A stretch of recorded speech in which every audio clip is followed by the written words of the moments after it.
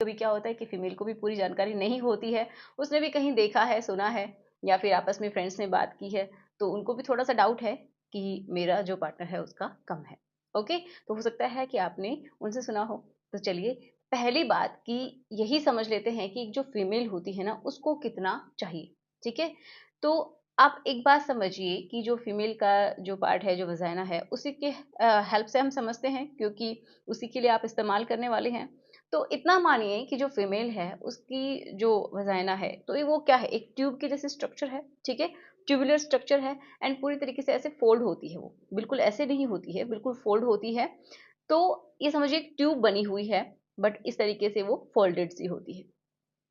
अब ये जो ट्यूब है, ये ऊपर जाके कहाँ मिलती है, जो बच्चेदानी का मुंह होता है उसके पास जाके ये स्टॉप हो जाती है। ठीक है, उसके बाद बच्चेदानी का मुंह आता है, एंड देन बच्चेदानी स्टार्ट हो जाती है। ठीक है, तो होता क्या है कि जो शुरुआत का हिस्सा है ना, वो ही सबसे ज़्यादा सेंसिटिव होता है। पहली बात तो जो बाहर से दिखने वाला हिस्सा है वो भी बहुत ज़्यादा सेंसिटिव होता है, एंड जिसकी हम बार बार बात करते हैं क्लिट की, वो भी बहुत ज़्यादा सेंसिटिव होता है। अब प्रॉब्लम उन लोगों को है जो कि सिर्फ और सिर्फ सेक्स को क्या समझते हैं कि पेनिट्रेशन ही सेक्स होता है, तो ये सबसे बड़ी प्रॉब्लम है उन लोगों की। बट फिर भी मैं आपके डाउट क्लियर करती हूँ कि जो शुरुआत में जब आप शुरू करते हैं वहां से लेके और अंदर जब आप जाते हैं इस ट्यूबुलर स्ट्रक्चर के अंदर,